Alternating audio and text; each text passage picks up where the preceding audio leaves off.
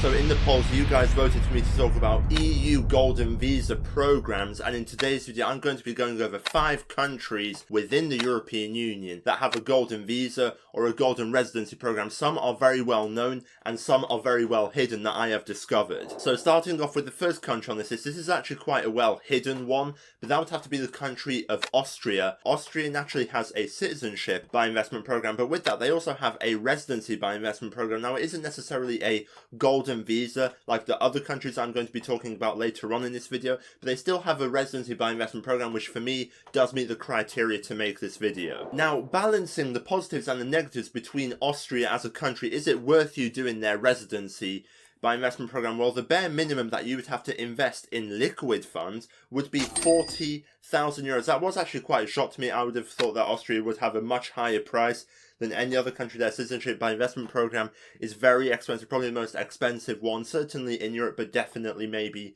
in the world.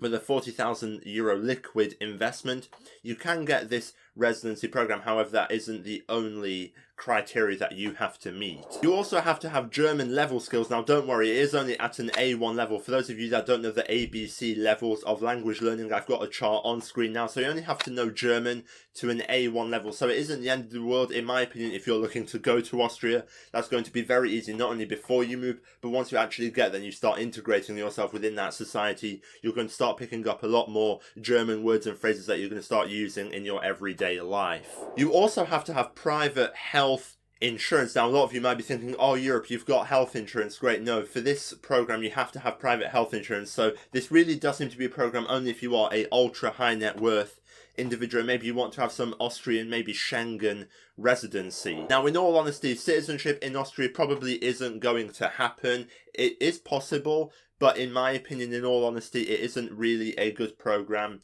to do their citizenship, because they have huge residency requirements. You can only get citizenship if you do this program after 10 years of residence, and they also don't allow dual nationality, which for me is the major player in this. Austria doesn't really allow dual nationality unless you can prove that you are a descendant of someone who was previously persecuted in Austria with previous regimes, or in very exceptional cases. But for the majority of people, they're not going to allow you to maintain multiple passports if you also want to become Austrian. Moving on to the next country on this list. Now this country I thought actually had abolished their golden visa program, but it is still currently, as of recording, going. Their citizenship by investment program has been abolished, but that would be the country of Cyprus. Now Cyprus does have a lot of benefits to it and a lot of drawbacks, arguably more on each side than Austria. So for Cyprus, the golden visa program would require a minimum investment of 300,000 euros. Now naturally the 300,000 isn't good enough. You can't just have 300,000 euros to your name and then say, hey, I want to invest all of my money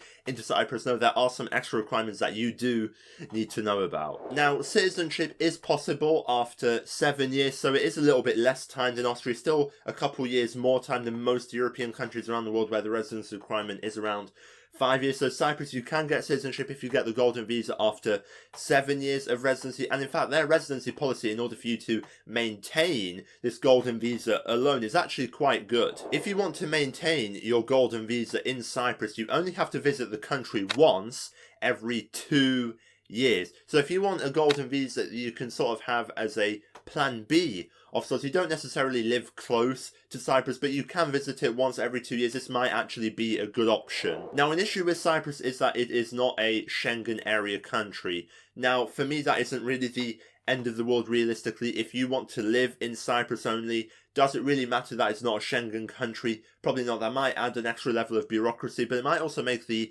application and approval process easier, because although it is a part of the European Union, it still hasn't joined that official border-free zone. Now, one thing that I do like to touch upon with these programs are, okay, if you are applying as a main applicant, can only you get the residency, or can you add dependents, and maybe you're married, can you add your spouse to it? Well, the good news with Cyprus is you can have your spouse on your application, but you can also have a dependent child who is under the age of 25, which is quite a high age range to fill. So if you have a kid under the age of 25, you might want to do them this program as well. However, in regards to the financial elements of it and what you have to prove a fixed annual income of 50,000 euros. Now, if you want to add a spouse to that, that's going to be 15,000 extra euros, so 65,000 euros total. And if you want to add your dependent child under the age of 25, it's going to be an extra 10,000 euros. So if you can prove that you have about 75,000 euros annually a year between your family, this program might be quite good. Moving on to the third country on this list, which is arguably the most famous program in the world, that would be the country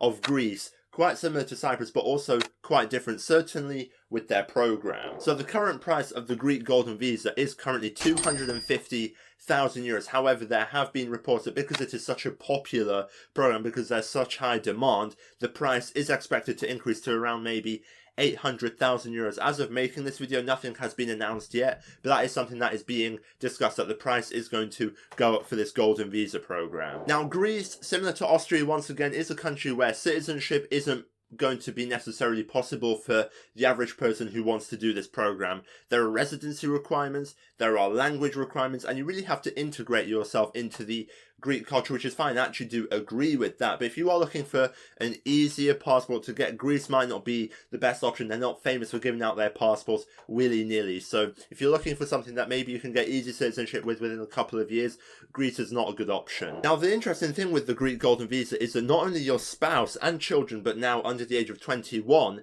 can be added, but also your parents, and I do believe your spouse's parents as well, can be added to the Greek Golden Visa. So in that regard, if you want to add dependents, the Greek Golden Visa really does go a long way. And now moving on to a country in the European Union that has just added a Golden Visa program, that would be the country of Hungary. Now, Hungary is quite a conservative society. If you want to live in a conservative society, Hungary might be a good option for you. Their current price for this Golden Visa program is currently 250,000 euros, so it is equivalent to the Greek Golden Visa. In regards to the dependents, you can add your spouse, you can also add your child, but the child does have to be under the age of 18. So if your child is maybe 19, 20, 21, Hungary is not a good option. You might instead want to look at Greece or Cyprus if you have a kid that's a little bit older, but you still want to add them to your application. Again, Hungary, in regards to their citizenship, is going to be quite difficult to get. Once again, it's not going to be a easy, willy-nilly passport that you're just going to get after proving that you've maintained your Golden Visa for a couple of years. No,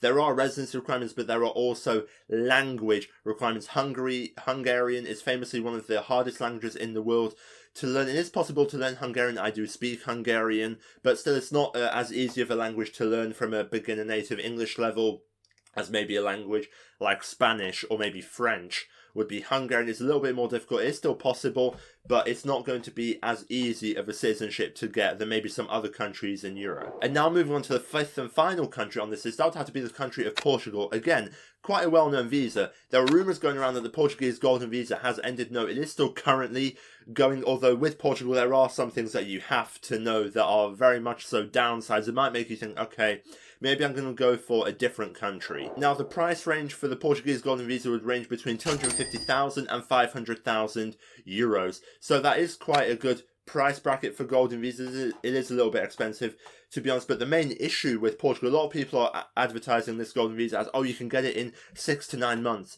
No. Portugal is changing their entire immigration department, and they have a huge backlog, and it's now expected to take applicants who are, let's say, applying from today, 3 years to get approved. So this is a long waiting time to get the Portuguese Golden Visa. Now, there are two pretty unique benefits in regards to the Portuguese Golden Visa that are worth talking about. First of all would be their residency requirement. If you want to maintain your Golden Visa, you only have to visit the country of Portugal for 14 days in your first 2 years, and then in the next consecutive 3 years, you only have to visit Portugal for 21 days. So in regards to residency requirements, it is very, very low. These were the primary European Union Golden Visa programs. There are some other ones out there that I'm going to be making more detailed videos on in the future, so if you'd like to see those, stay tuned for that. But let me know what you thought about the 5 countries that I spoke about in this video. Which country's program would you decide to do in your own personal case, and why would you do it? Let me know down in the comments below.